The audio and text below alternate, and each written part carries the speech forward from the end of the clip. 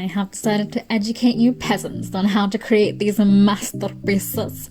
First, keep half a cup of butter out to soften, or if your microwave has a defrost setting, stick the butter in there for a minute or two. Do not use the normal microwave setting. Melted butter will ruin the consistency of these cookies. Then sieve 1 cup of plain flour, a teaspoon of cinnamon, 1/8 of a teaspoon of nutmeg, half a teaspoon baking soda, add 1/4 teaspoon salt. Now mix everything until it's properly homogenized.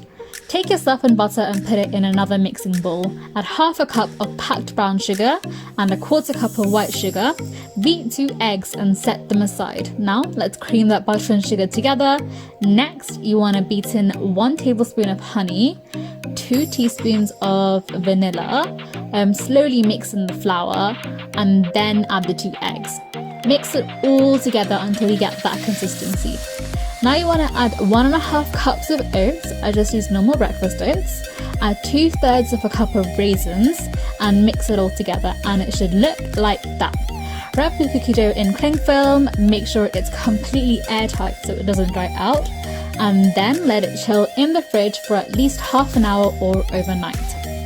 Once your cookie dough is ready, preheat your oven to about 180 degrees centigrade. Done. Start measuring out your cookie dough with an ice cream scoop or a tablespoon if you don't have that. Roll it into a ball like that, and then you want to place it on a lined baking tray like this one. Keep your dough balls 1.5 inches apart so they have room to evolve into their final forms.